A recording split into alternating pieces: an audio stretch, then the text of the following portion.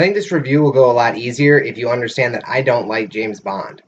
I've only been able to get through the entirety of GoldenEye, and that's just because of the N64 game, and I like seeing things that were familiar, and like a little bit, maybe a little over half of From Russia with Love. So bear in mind that I may see some things as negative that you would see as positive.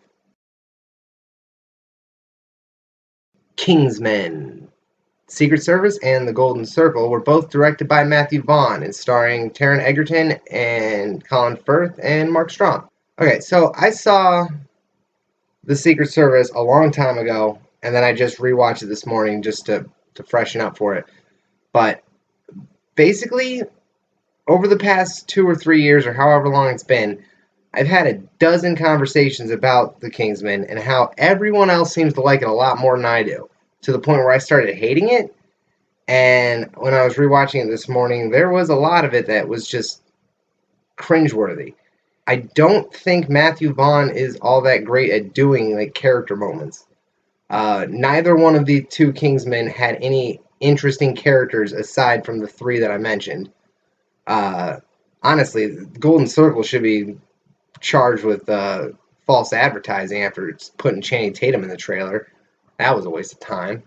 But the first Kingsman is about Eggsy, who is a chav from the streets of London, who finds out his father was a member of a secret agency who died a long time ago, and now he's been brought in as sort of a legacy hire. So I never, at one point, liked Eggsy. He is obnoxious, and in a lot of the same way James Bond is, he's just the best. He's so great, except when the script calls for him to actually fail at stuff. But for the most part, everyone thinks he's the best. If you don't think he's the best, you're a dick, and you're going to end up being a villain, Charlie. So it's pretty unpleasant to watch a movie where everyone is saying great things about some guy you hate. It's like The Room. In The Room, Tommy Wiseau's character, Johnny, is the greatest. All of his friends love him. His girlfriend loves him, unless she doesn't, because of the script again. Eggsy is a lot like that. The one thing Matthew Vaughn does really well is the action scenes. Honestly, my only positive thing about Stardust is some of the creative action scenes, particularly with Mark Strong being a puppet. But in The Kingsman, especially The Golden Circle, but the Secret Service was also guilty of this, is he goes on too long with the action scenes. It's not quite like a Mel Gibson too long or John Woo too long, because those are repetitive. He does get creative and inventive with it, but it goes on for such a long time. And I think when the Secret Service is 2 hours 9, Golden Circle is 2 hours 21, I think with that kind of a meaty movie, you can really scale back on a lot of other stuff if you're going to have it be as action heavy as they were. Because in between the awesome action set pieces, there's a lot of boring talking. And in both movies, the best part was Colin Firth.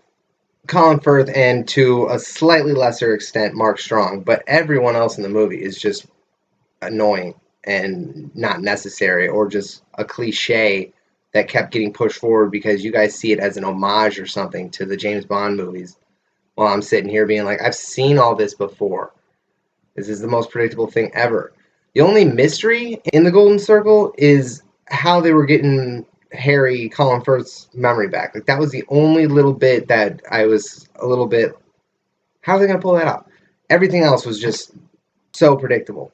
The Golden Circle introduces the Statesmen, who are the American counterparts of the Kingsmen, who have Channing Tatum on their team, who gets sick and does nothing for the entire movie. They have Halle Berry on their team, who is acting like Halle Berry, and she's basically like Mark Strong. Like, I think they wanted us to ship them together, but they didn't give them any reason to, so I didn't bother. But they spent a lot of time together just sitting next to each other, not being people. The Statesman had Jeff Bridges, who did virtually nothing. He couldn't even be bothered to act a little sinister. Like, he was just nothing in this movie. Pedro Pascal was the only one, Oberyn Martell, he was the only one who actually did anything from the American perspective. And he was just a villain. His whole thing was to make money. And, like, he already had a way in on being a villain with the death of his wife at the hands of drug addicts. But then it turned out to be about money, too. So, this movie was so stupid and, like, poorly thought out. It's ridiculous. In the Secret Service, the villain was Samuel L. Jackson, and his whole plan was, I'm going to make a computer chip that causes all the poor people in the world who don't pay me to put an inhibitor in their head to fight themselves to the death. That was stupid as hell. Like, why would you want to keep the rich people alive if you have to rebuild society? They can't do anything. Who's going to fix your plumbing if all you have are senators and celebrities? It's dumb as hell. And, like, I can't believe that even got past the rough draft. Like, that's placeholder plot making. And Samuel L. Jackson, like, that was right about the time where I was starting to get really annoyed with him being in every movie, especially when he brought out the lisp in this. And, like, I get that he was doing it as a callback to his actual early life having a lisp, but it's like he worked hard to get rid of the lisp for a reason. And it's probably because it's annoying. So I would have wished they would have dropped that. But his character was dumb. The only good thing that came out of the evil side of the first movie was Sofia Boutella.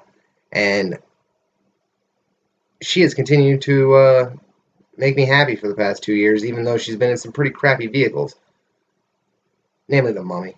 And in The Golden Circle, the villain is Julianne Moore, who runs an organization known as the Golden Circle, called that because they tattoo their operatives with gold, which I've seen enough episodes of House to know that if you inject gold into a person, they get heavy metal toxicity and die. Why didn't they even do like the remotest bit of thinking about this? Is it because James Bond didn't have to? It was the 50s when they wrote that. And honestly, Julianne Moore was pretty good, except for her character had nothing behind her. It's just a fetish for Fallout aesthetics, which I didn't like because Fallout has the monopoly on that. When I think of shitty, futuristic 50s stuff, I think of Fallout. I don't need other people trying to horn in on its action.